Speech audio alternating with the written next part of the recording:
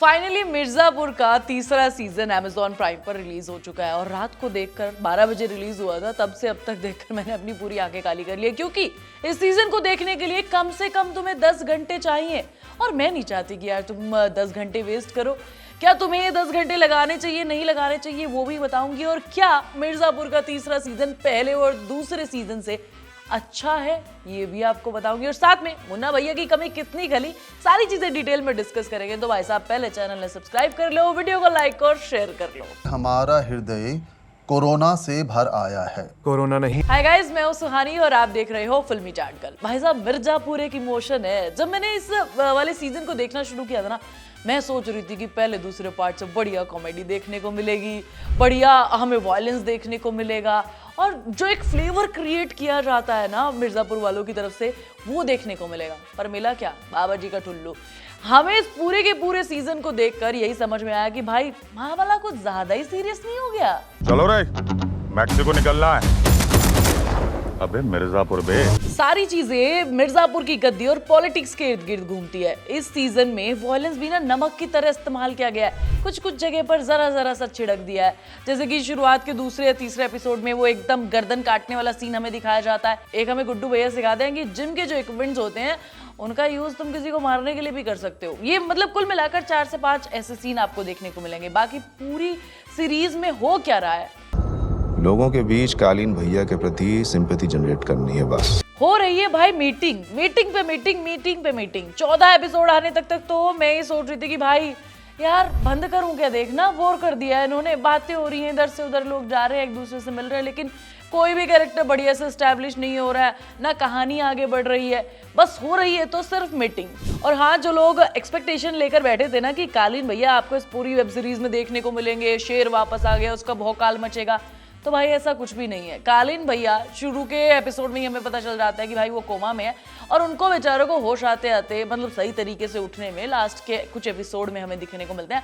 8वें episode के आसपास हमें शायद ये सारी चीजें डिटेल में दिखाई जाएंगी कि मिर्जापुर में आगे वो क्या करें। लेकिन हाँ, लास्ट में सस्पेंस उन्होंने बहुत बढ़िया बना कर रखा है। हमारा तो गुनाह यही है कि हम गुड्डू पंडित के बाप हैं। इस बार पूरे के पूरे सीजन में सबसे ज्यादा कमी मुझे खलती है मुन्ना भैया की, क्योंकि उनका जो फ्लेवर था, जो जोक्स वो स्क्रीन पर मारते थे, जो हमें दिखाई देते थे, जो एक ह्यूमर क्रिएट करते थे, वो बहुत ज्यादा मिसिंग है इस बार की सीरीज। इसीलिए मैं कह रही हूँ थोड़ी बोरिंग हो गई है, मामला बहुत ज्यादा सीरियस हो गया है। और कालीन भैया भी, मतलब जिन्हें हम शेर कहते थे इस वेब सीरीज का, अगर वही मिसिंग होंगे तो सोचो। नो डाउट उन दोनों की एब्सेंस में गुड्डू भैया ने बहुत ही कमाल के तरीके से सारी चीजों को संभाला है। गुड्डू के कैरेक्टर को देखकर पता चल रहा है कि भाई वो पहले से बहुत ज्यादा पावरफुल हो गया है। खतरनाक तरीके से वो पूरी की पूरी वेब सीरीज को संभालते हैं अपने कंधों पर।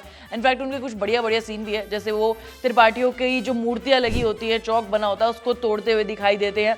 देखकर पता चलता है कि भाई ये बंदा बिल्कुल पागल हो चुका है।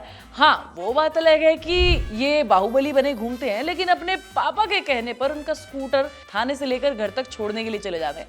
इससे पता चलता है कि गुड्डू भैया में इमोशन तो अभी बचे हुए हैं। और बची कुछ चीजें हमारी गोलू यानी कि श्वेता तिवारी संभाल लेती है, पूरी फॉर्म में नजर आती है। गुड्डू और गोलू का बदलाव पूरा हो चुका है।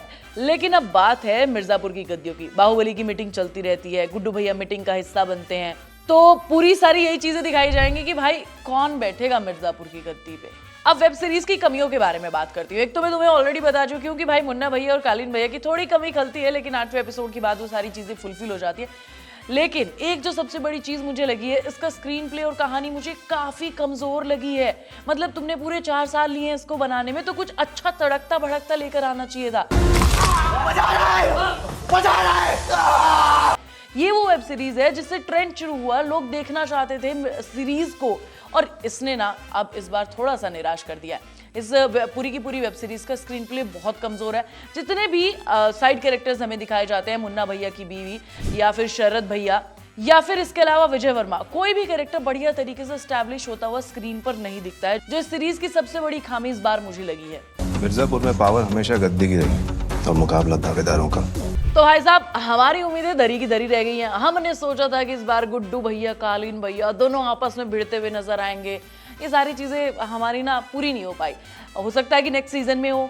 हाँ, नहीं पता तुम्हें यार, एंड के एपिसोड में कुछ कमाल के ऐसे सीक्वेंस है जो तुम देखकर हैरान रह जाओगे। कुछ ऐसे सस्पेंस है, लेकिन उसके लिए तुम्हें पहले 8 एपिसोड खत्म करने पड़ेंगे, तब जाकर तुम वो सस्पेंस देख पाओगे। और हाँ, 14वां सीजन भी इसका आएगा, लेकिन कब आएगा ये देखने वाली बात है। बाकी इस जैसा तो मत बनाना, इससे कुछ अच्छा बनाओ तो बात करेंगे। बाकी मैं मिलूंगी तो मेरे नेक्स्ट वीडियो में ही, तब तक तुम फिल्मी चाट गर्ल को सब्सक्राइब कर लेना, इस वीडियो को लाइक और शेयर कर लेना।